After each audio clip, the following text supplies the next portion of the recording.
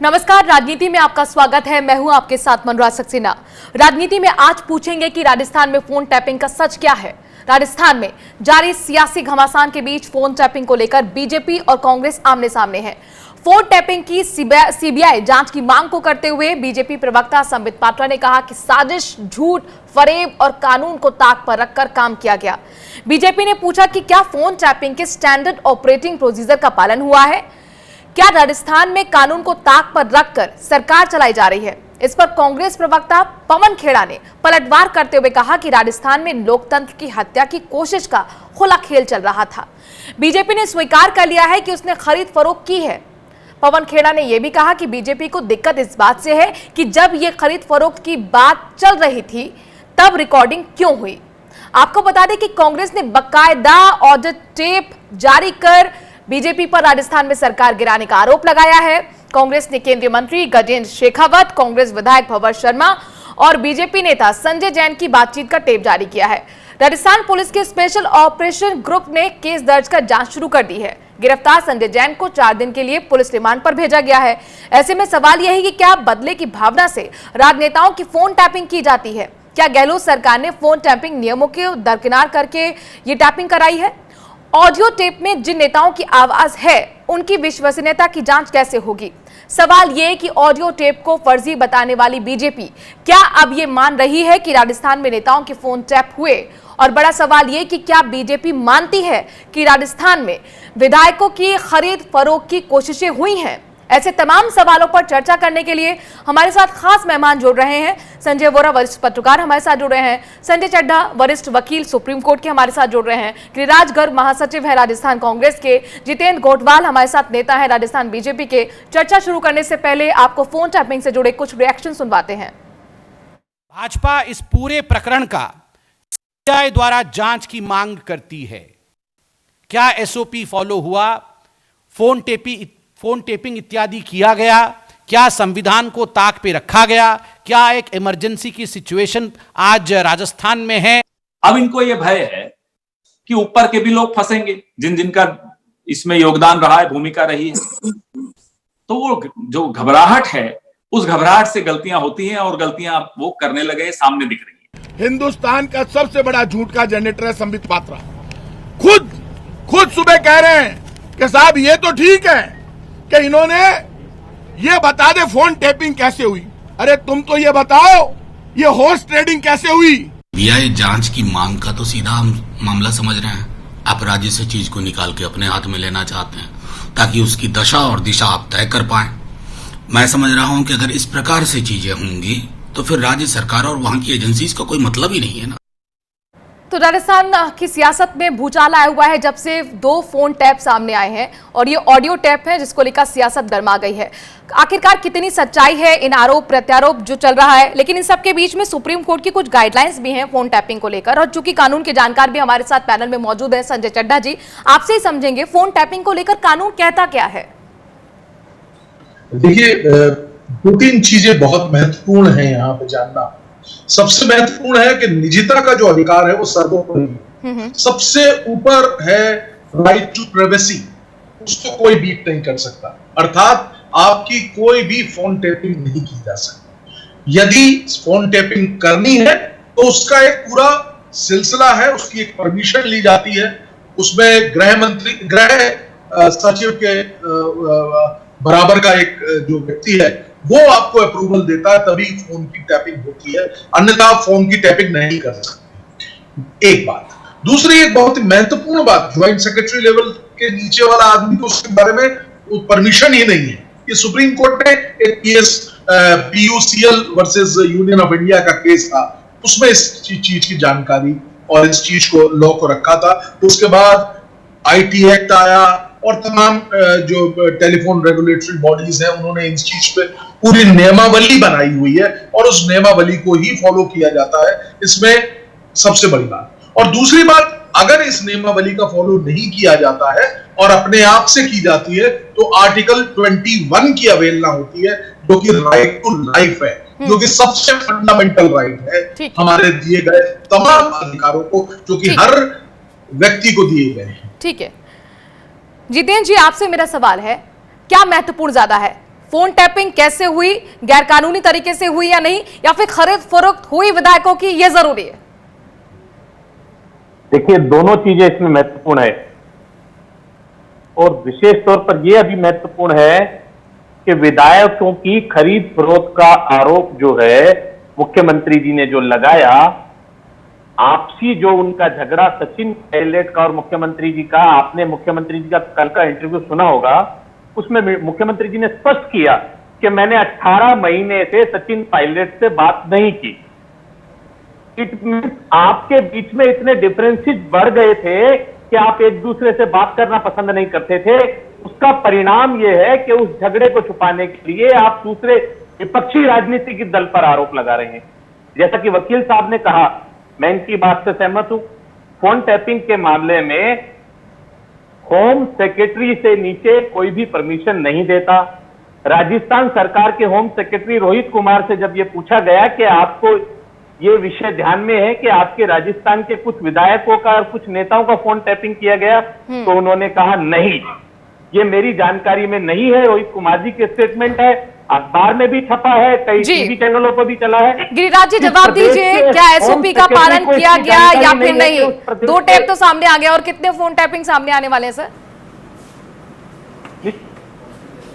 देखिए, निश्चित रूप से पिछले 6 महीने से भारतीय जनता पार्टी राजस्थान के अंदर जिस तरह का कृत्य कर रही है, जिस तरह से आपके सवालों का जवाब दे रहे हैं ना गिरिराज जी, सुनते हैं, जिस तरह से चुनी हुई सरकार को बर्खास्त करना चाहती है, जैसी परिस्थितियों में हमारा देश गुजर रहा है, प्रदेश जिस तरह से लोकतंत्र की राजस्थान में हत्या करना चाहती है, जो इन्होंने कर्नाटक में किया, मध्य प्रदेश में किया, गोवा में किया, अरुणाचल प्रदेश में किया। सुन लीजिए ना, संबित पात्रा ने 6 सवाल पूछे, उनका जवाब दे रहे हैं, जवाब दे रहे हैं गिरिराज जी, उनको सुनते हैं। इनमें ये झूठे लोग है ना, ये तो सुनना तो चाहते नहीं है ना।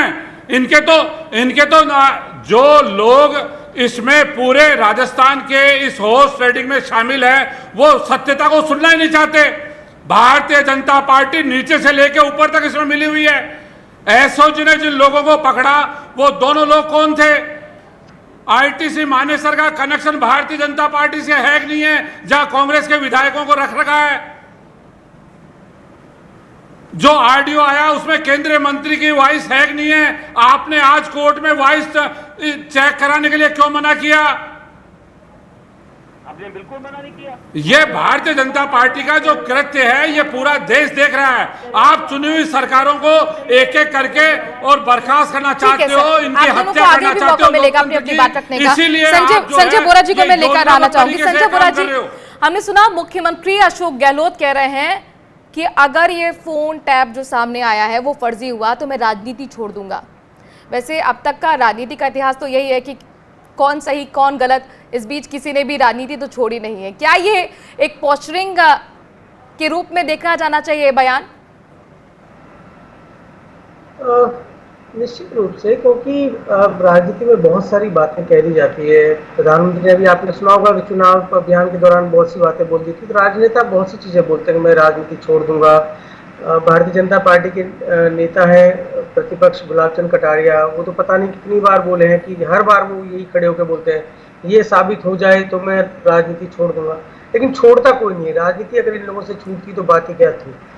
लेकिन इसमें मैं ये कह सकता हूं कि देखिए, ये सबके सामने है कि इस महामारी में एक सरकार को गिराए जाने का प्रयत्न हो रहा है, चाहे वो कांग्रेस के भीतर से हो चाहे वो बाहर से हो, प्रयास तो हो रहा है ना। और जहां तक फोन टैप का सवाल है, फोन टैप होते आए हैं। हमने देखा है कि कर्नाटक में रामकृष्ण हेगड़े की सरकार भी गिरी थी, वो फोन टैप पे गिरी थी। यूपीए के टाइम में प्रणब मुखर्जी का मामला हुआ था। लेकिन आज मैं एक चीज ये कहना चाह रहा हूँ कि ये सवाल है कि किसने करवाया।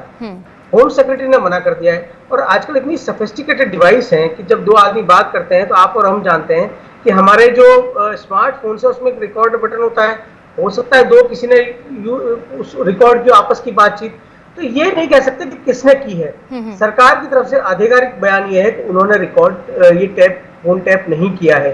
पर बीजेपी से मैं जानना चाह रहा हूं कि उनका मुद्दा क्या है। एक तरफ वो इस ऑडियो को फर्जी बता रहे हैं, दूसरी तरफ वो कह रहे हैं कि फोन टैप हुआ है। वो पहले ये डिसाइड करें कि उनको आरोप क्या लगाना है सरकार पर। सर, स्टैंड क्लियर कीजिए ना। एक तरफ कहते हैं कि फोन टैपिंग हुई है, दूसरी तरफ कह रहे हैं कि फोन टैपिंग हुई है, तो उसमें आधार उसका क्या है, उसमें क्या एसओपी का पालन किया गया है नहीं। आप क्लियर कर लीजिए कि आप क्या चाह रहे हैं। देखिए, इसमें दो चीजें हैं। फोन टैपिंग को जब मुख्यमंत्री स्वीकार कर रहे हैं कि मेरे पास प्रूफ है, मैंने फोन टैप कराए हैं, तो उसके बाद बीजेपी के कहने ना कहने का सवाल ही नहीं उठता। हम तो जो माननीय मुख्यमंत्री जी कह रहे हैं उस बात को रिपीट कर रहे हैं कि जो फोन टैपिंग उन लोगों ने कराई है, क्या वो कानूनी तौर पर सही है? ठीक है सर, जब इस सवाल का सर ये सवाल जरूर पूछा जाएगा कांग्रेस से, लेकिन अगर फोन टैपिंग हुई है तो फिर किसकी हुई है? सर, नेताओं की हुई है, तो उसमें क्या फिर बीजेपी की भूमिका है? क्या बीजेपी के नेता उसमें इन्वॉल्व है? आप ये मान रहे हैं? बिल्कुल नहीं है, बिल्कुल नहीं है। हमारे माननीय मंत्री जी ने, गजेंद्र सिंह शेखावत जी ने स्पष्ट रूप से कहा, मैं किसी भी जांच के लिए तैयार हूं, एसओजी की। और आज सुमित पात्रा जी ने बहुत स्पष्ट रूप से कहा कि हम तो चाहते हैं इसकी सीबीआई जांच करानी चाहिए, उच्च स्तर पर जांच होनी चाहिए, ताकि पारदर्शी जांच हो और निश्चित तौर पर यह स्पष्ट हो जाए कि राजनीति के इस दलदल में जो कांग्रेस अपना घर तो संभाल नहीं पा रही है। भवन लाल को लेकर क्या कहेंगे? संजय जैन को लेकर क्या कहेंगे आप? राज्य की सरकार गिरने का कारण क्या है? भवन लाल और संजय जैन को लेकर क्या कहेंगे आप? भंवर लाल जी को जी, उनको लेकर क्या कहेंगे? उनके टेप सामने आ रहे हैं सर कांग्रेस के मुताबिक। ठीक है, इनका अंदरूनी विषय, अंदरूनी विषय, इसमें मैं कोई कमेंट्स नहीं करना चाहता। भंवर लाल जी उनके विधायक हैं और वो उनके मुख्यमंत्री आपस में। संजय बोरा जी कुछ क्वेश्चन रखना चाह रहे हैं इस बीच। दो सवाल है मेरे। पहला, कैलाश मेघवाल जो इनके वरिष्ठ विधायक हैं और स्पीकर रहे हैं, उन्होंने भंवरलाल शर्मा को लेकर कहा है कि वो भारत सिंह शेखावत की सरकार भी गिराने में शामिल रहे हैं। दूसरा, भारतीय जनता पार्टी आज तक और शर्मा जी के टाइम से न्यायिक जांच की बहुत मांग करती थी, तो अब ये सीबीआई जांच पे क्यों जोर देते हैं? ये न्यायिक जांच की मांग क्यों नहीं कर लेते? इसलिए कि इस जांच को वो राज्य से हटा के केंद्र में ले जाना चाहते हैं। सर, जवाब दीजिए। देखिए, हमने ये जांच के लिए तब कहा, तब उन्होंने एसओजी हर विधायक के पीछे लगा दी। बेचारे कांग्रेस के विधायक डरे, होटलों में छुप रहे हैं।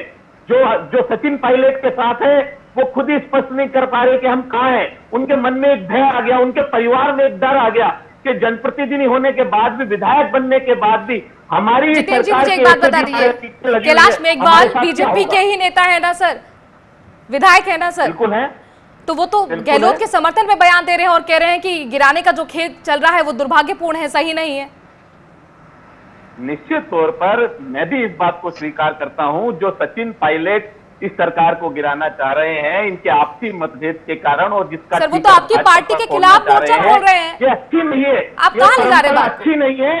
लोकतांत्रिक तरीके से विधायक चुनकर आया है, उस विधायक के ऊपर एसओजी की तलवार लटका के आप बहुमत सिद्ध करना चाहते हैं। आप उनके ऊपर तलवार लटकाकर उनसे जबरदस्ती हाँ करवाना चाहते हैं। आप उनके ऊपर तलवार लटकाकर ये साबित करना चाहते हैं कि बीजेपी की लड़ाई है। फोन टैप का सच क्या है सर, इसी पर हम चर्चा कर रहे हैं। संजय जी, आप मुझे बताइए, क्योंकि आप कानून के जानकार हैं, ऐसी वो कौन सी परिस्थितियां होती हैं जिसके तहत सरकार फोन टैप करा सकती है या राइट उसे? देखिए जी, मैं आपको बताऊं बड़े स्पष्ट शब्दों में, कुछ एक बड़ी ही सिर्फ जो जैसे कि sovereignty of the nation, privacy, जो पब्लिक ऑर्डर, डिसेंसी, मोरालिटी, किसी सहयोगी राष्ट्र के साथ संबंधों के संबंध में कोई बात आंच ना आ जाए, इन कई ग्राउंड्स हैं जिनमें ये की जा सकती है। लेकिन मैं स्पष्ट शब्दों में यहां कहना चाहूंगा, पहली है कि ये दो एपिसोड, रिकॉर्डिंग का होना और दूसरा रिकॉर्डिंग के अब हो जाने के बाद उसके साक्ष्य को इस्तेमाल करना, दोनों अलग अलग बात हैं। देखिए, उस रिकॉर्डिंग को गलत किया है, सही किया है, वो अलग सा एक पक्ष है, उसकी जांच अलग से होगी। और जैसा कि अभी संजय बोरा जी कह रहे थे कि जुडिशियल इंक्वायरी होनी चाहिए, वो अलग बात है। अब जब ये साक्ष्य समक्ष आया है, इन रिकॉर्डिंग से जो साक्ष्य समझ आया है, वो साक्ष्य भी अपने आप में महत्वपूर्ण है। तो दोनों चीजें अलग अलग हैं। उस साक्ष्य को लेते हुए अगर ये प्रतीत होता है कि ये लोग जो संजय जैन और ये लोग लिप्त हैं, उनके खिलाफ अलग से कार्रवाई होगी। तो दोनों एविडेंसेस को हमें अलग अलग देखना पड़ेगा। बिल्कुल। गिरिराज जी, आपसे कई सवाल यहाँ पर उठ रहे हैं और देखिए जितेंद्र जी भी कह रहे हैं कि भाई आप सोर्स क्यों नहीं बता रहे हैं? आप एफआईआर में गजेंद्र सिंह लिखते हैं, लेकिन गजेंद्र सिंह शेखावत है या नहीं, आप पूरी तरह से क्यों नहीं एफआईआर में लिख रहे हैं? तो ये गोलमोल क्यों है? देखिए, कोई गोलमोल नहीं है। जो वॉइस कॉल है और जो वॉइस सैंपल के लिए आज कोर्ट में गए हैं, इन्होंने वॉइस जांच कराने के लिए मना कर दिया। कहीं ना कहीं मन में चोर है इनके। और भारतीय जनता पार्टी जब कांग्रेस के एमएलए की अगर वॉइस है तो मानेसर की होटल से एसओजी जब पहुंची, भारतीय जनता पार्टी की खट्टर सरकार ने उस होटल के अंदर एसओजी को एंट्री नहीं करने दिया। पीछे के गेट से उन सारे विधायकों को कहीं दूसरी जगह शिफ्ट कर दिया। जो सुप्रीम कोर्ट के जो इनके वकील हैं, मुकुल रोहतगी, हरीश साल्वे जी, वो कांग्रेस के बागी विधायकों की तरफ से पैरवी कर रहे हैं। जो ये सारा जो मैटर है ये भारतीय जनता पार्टी डील कर रही है। और कैलाश मेघवाल जी जो इनके पार्टी के वरिष्ठ नेता है, पूर्व मंत्री है, विधानसभा अध्यक्ष रहे हुए हैं, वो जब ये बात सार्वजनिक रूप से कह रहे हैं कि चुनी हुई सरकार को इस तरह से षड्यंत्र पूर्व रच करके हटाना न्यायोचित नहीं है, तो निश्चित रूप से कहीं ना कहीं भारतीय जनता पार्टी पूरे देश में। जितेंद्र जी, मुझे एक बात बताइए, आप लोग कहते हैं कि सीबीआई की जांच होनी चाहिए इन फोन टैप की। एसओजी से क्या प्रॉब्लम है आपको सर? तो निश्चित एसओजी तो कर रही है ना सीबीआई की जांच, या इसलिए कराना चाहते हैं सारे इस देखिए, प्रकरण को। एसओजी से हमें कोई प्रॉब्लम नहीं है। एसओजी जांच करे, निष्पक्ष जांच करे, लेकिन इनकी सरकार के जो आपसी मतभेद हैं, मेरा निवेदन सिर्फ इतना है, जो इनके आपसी मतभेद हैं, घर के झगड़े को खत्म करने की बजाय ये एक दूसरे पर टिकने कर रहे हैं। ये लोकतंत्र की हत्या है। नहीं सर, सवाल वही का वही है। एसओजी जांच कर रही है तो फिर सर उस पर आपको भरोसा क्यों नहीं? आप सीबीआई जांच की मांग क्यों कर रहे हैं? क्योंकि कांग्रेस सीधे सीधे कहती है कि केंद्र का नियंत्रण सीबीआई पर है। आप लोग डर गए हैं और इसीलिए सीबीआई का राग लापने लगे। आप एसओजी से कराइए ना जांच, हमने कब मना किया? हमने कहा है अगर एसओजी आपकी पारदर्शी जांच नहीं करती है, एमएलए के अंदर डर घुसा हुआ है, तो आप सीबीआई से कराइए। आज हमारे कुछ पार्टी के लोगों ने एफआईआर दर्ज की है जयपुर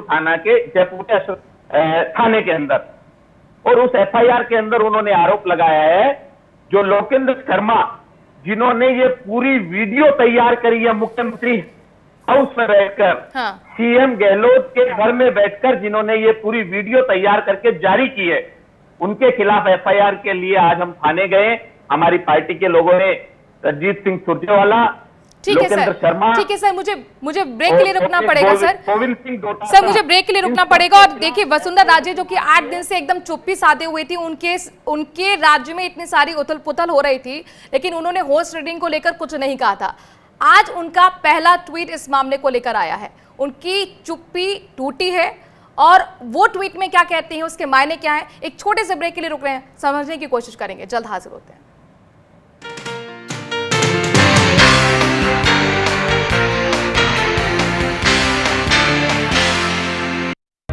सपने सच तब होंगे जब आप सपने दिखना शुरू करेंगे। ये शब्द हैं उस शख्सियत के जिसके सपनों ने दी इस देश को एक नई उड़ान, डॉक्टर एपीजे अब्दुल कलाम। और ऐसे ही हर स्टूडेंट के सपने पूरे करेंगे हम, under best guidance of expert faculty team. Admission open in science and technology, humanities, social science, arts and sports. Doctor APJ Abdul Kalam university, Indore. For the details contact 1800-300-26072।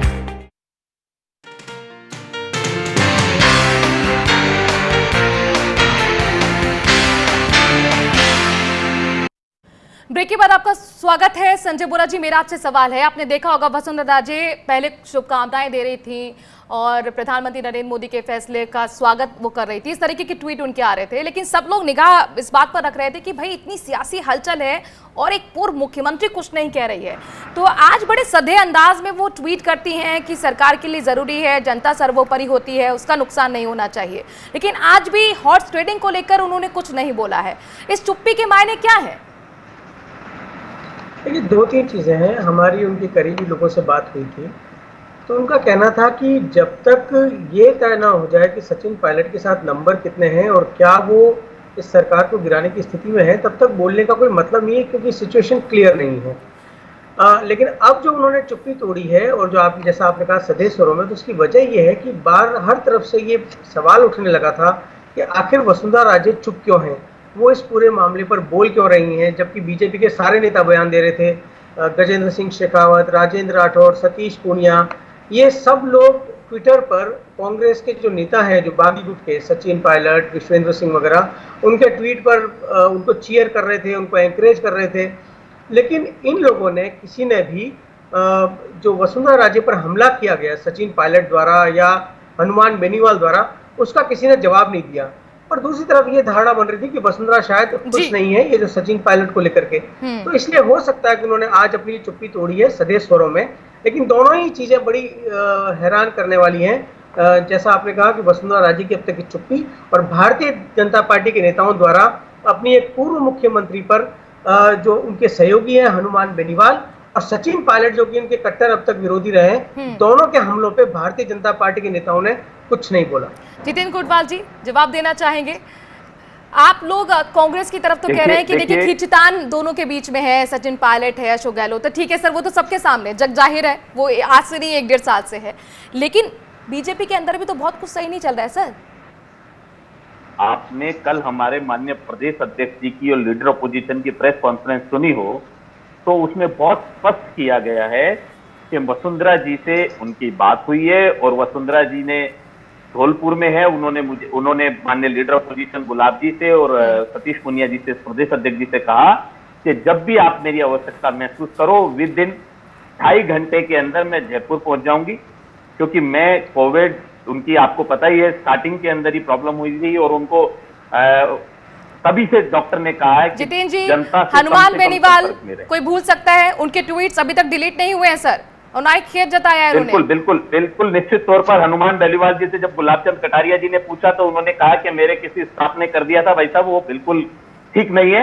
हाँ। और उसको मैं आगे से कोई इस तरह का कमेंट्स नहीं होगा। ऐसे में देखिए पैनलिस्ट को भी हंसी आ रही है सर, आपकी जो बात है वो गले किसी के नहीं उतर रही है। हनुमान बेनीवाल ने एक ट्वीट नहीं कई ट्वीट किए। सचिन पायलट ने भी तो बोला। अभी मैं इस विषय की बात कर रहा हूँ, मैं अभी इस विषय की बात कर रहा हूँ। इस विषय पर उन्होंने स्पष्ट किया है। हाँ। और वो अखबार में भी आया है, हमारे प्रदेश अध्यक्ष जी से ही बात हुई, हमारे राष्ट्रीय अध्यक्ष जी से ही बात हुई है। मैं तो एक आपसे गिरिराज जी बताइए, देखिए फोन टैपिंग का सच जानना चाहती है जनता, खरीद फरोख्त क्या वाकई हुई है ये जानना चाहती है जनता। आप ये बताइए, चूंकि अभी ये ब्रेकिंग आई है कि आरोपियों ने वॉइस सैंपल देने से मना कर दिया है, अब सरकार क्या सोच रही है? आरोपियों ने वॉइस सैंपल देने से मना कर दिया, निश्चित रूप से कहीं न कहीं दाल में काला है। वॉइस सैंपल देने के लिए सर ये गिरिराज जी से मेरा सवाल है। हमेशा ये कहता कि मैंने अपराध नहीं, निश्चित देखिए सुनिए, मैं ये तो सुनने के आदि नहीं है ना, तो झूठ के जनरेटर हैं, ये तो दूसरे की बात सुनना ही नहीं चाहते हैं। इनमें यही तो कमी है सबसे बड़ी बात, कि पूरे राजस्थान को ये पहले इन्होंने 5 साल बर्बाद किया और अब चुनी हुई सरकार को जब जनता ने काला मुंह करके इनको सत्ता से बाहर कर दिया, इनको वापस सत्ता की भूख लगी हुई है। ये इनके इन प्रकार सत्ता को गिराना चाहते हैं। दूसरे आप सुनना क्यों नहीं चाहते हैं? आपका भारतीय जनता पार्टी का ऐसा क्या है? अगर कांग्रेस की आंतरिक लड़ाई है तो भारतीय जनता पार्टी का जो कनेक्शन है वो कनेक्शन क्या कह रहा है? क्यों भारतीय जनता पार्टी हाईकोर्ट के अंदर वकील खड़ा कर रही है? क्यों भारतीय जनता पार्टी खुद की सरकार के होटल में ले जाके इनको ठहरा रही है? क्यों भारतीय जनता पार्टी इनकी आवभगत कर रही है? क्यों एसओजी जब जांच के लिए गई, भारतीय जनता पार्टी की खट्टर सरकार वहां होटल के चारों तरफ मोर्चा बना के खड़ी हो गई? ये सब क्या दर्शाता है? जितेंद्र जी, कुछ देर पहले पवन खेड़ा को भी हम सुन रहे थे और वो कह रहे हैं कि आप फोन टैपिंग को लेकर सवाल उठा रहे हैं। फोन टैपिंग में सर अपना इतिहास याद कर लीजिए, स्नूप गेट भूल गए सर आप? हैबिचुअल टैपर्स कहा था नीतीश कुमार ने भी। देखिए, मैं आज जो राजस्थान की बात हो रही है मैं उस पर बहुत स्पष्ट रूप से कहना चाहता हूं कि हमारे केंद्रीय मंत्री गजेंद्र सिंह शेखावत जी ने कहा है वो किसी भी जांच के लिए तैयार है। और बाकी रही इनकी बात, इनकी हर राज्य के अंदर सरकार गिरने का कारण क्या है? इनके मुखिया जो है पप्पू और मम्मी जी, उनके कंट्रोल में उनके कार्यकर्ता और उनके राजनीतिक लोग नहीं है। ये लोग सिर्फ और सिर्फ दुकान चलाना चाहते हैं जिसका राजनीतिक क्षेत्र से जो चुन के आए हैं वो लोग विरोध करते हैं। निश्चित तौर पर सभी प्रांतों के अंदर इनकी सरकार गिरने का जो मुख्य कारण है ये लोग जनता के माध्यम से, सरकार के सिस्टम के माध्यम से अगर कांग्रेस सर इतनी बुरी लगती है तो फिर कांग्रेस के विधायकों के साथ आप सरकार क्यों बना लेते हैं सर डीएनए, उनके डीएनए में तो कांग्रेस है ना, एक तरफ कांग्रेस मुक्त आप कहते हैं, मध्य प्रदेश में भी आप सरकार बना लेते हैं सर ज्योतिरादित्य सिंधिया के, तो जरा उनका डीएनए भी चेक कर लीजिए ना सर, ये तो मौका परस्ती की राजनीति होती है। संजय बोरा जी, एक बात बताइए, ये जो जिस तरह से सियासी रण चल रहा था राजस्थान में, उसमें मायावती की भी एंट्री हो गई है और वो कह रही है कि राज्य में राष्ट्रपति शासन लगना चाहिए। क्या अब आवाजें बीजेपी की तरफ मुंडे लगी हैं सपोर्ट में? देखिए इस बात की आशंका जताई जा रही थी, लेकिन अब तक किसी ने मांग नहीं की थी। ये मांग मायावती की तरफ से आई है और इसमें हमको बहुत से नेतार्थ देखने होंगे कि क्या मायावती अब फिर से बीजेपी के नजदीक जा रही हैं उत्तर, क्योंकि उनकी जितनी भी जो भी राजनीतिक गाइड होती है मायावती की, वो उत्तर प्रदेश से चलती है। वो उनको नेशनल पर्सपेक्टिव उसमें कम होता है, उसमें उत्तर प्रदेश उनके जहन में ज्यादा होता है, तो वो उसी से गाइड होती है। तो हमको ये देखना होगा कि क्या नया समीकरण वहां पर बन रहा है, और ये उनको इसलिए इस बात से उनको खिन्नता हो सकती है क्योंकि पिछली बार भी जब बीएसपी के 6 विधायक आए थे तो वो अशोक गहलोत सरकार में मर्ज हो गए थे, इस बार भी हुए, तो ये खिन्नता भी एक इसका कारण हो सकती है कि वो राष्ट्रपति शासन की मांग कर रही है। चलिए, आप सभी मेहमानों को बहुत बहुत शुक्रिया। अंत में सबसे संजय चड्ढा जी, आपसे ही जानना चाहेंगे क्योंकि आपको थोड़ा कम वक्त मिला, फोन टैपिंग को लेकर जिस तरह से राजनीति मची हुई है, ऐसा पहली बार नहीं कि फोन टैपिंग का आरोप किसी सरकार पर लग रहा हो। पहले कर्नाटक, महाराष्ट्र, बहुत सारे गुजरात हमने इस तरीके के देखे हैं फोन टैपिंग को लेकर, वहां पर भी राजनीतिक बवाल रहा है। फोन टैपिंग में क्या वाकई किसी तरह की कोई एसओपी का पालन होता है? क्या नियम कायदों का ध्यान रखती है सरकार, या इसका सिर्फ और सिर्फ आज तक आपने राजनीतिक इस्तेमाल ही देखा है? देखिए, बहुत स्पष्ट शब्दों में अभी तक हमने देखा, जबकि कानूनी तौर पे एक पूरा प्रोसीजर है, लेकिन मेरे जहन में तो ये कभी नहीं आता कि ये इसका जो है कभी किसी भी सरकार ने कोई कानूनी पालन किया हो। और हम देखते आए हैं, जो भी अभी आपने इतने सारे एग्जाम्पल्स दिए, वो तमाम एग्जाम्पल्स यही दर्शाते हैं कि ऐसा कुछ भी नहीं फॉलो होता है और हमेशा ये गैर कानूनी तौर पे और इन तमाम चीजों का इस्तेमाल होता आया है। और हम देखते हैं बड़ा ये एक कानून का दुरुपयोग हो रहा है, कानून का इस्तेमाल नहीं हो रहा है, कानून में दी गई बिल्कुल फॉलो नहीं किया जा रहा है। जाहिर तौर पर फोन टैपिंग का जो एक प्रोसीजर है, क्या उसे फॉलो किया गया या नहीं, ये बहुत महत्वपूर्ण होगा समझना, ये जांच का विषय है। लेकिन इसके साथ ये महत्वपूर्ण और भी ज्यादा हो जाता है, क्या वाकई फोन टैपिंग में जो आवाजें थी वो उन नेताओं की थी जिन पर आरोप लग रहे हैं, क्या वाकई खरीद फरोख्त हुई थी या नहीं, ये राजस्थान की जनता जरूर जानना चाहती होगी, जहां पर बवाल 8 दिनों से मचा हुआ है। आप सभी खास मेहमानों का बहुत बहुत शुक्रिया इस चर्चा में शामिल होने के लिए। राजनीति में आज के लिए इतना ही, वक्त छोड़े से ब्रेक का है। खबरों का सिलसिला जारी है स्वराज एक्सप्रेस पर।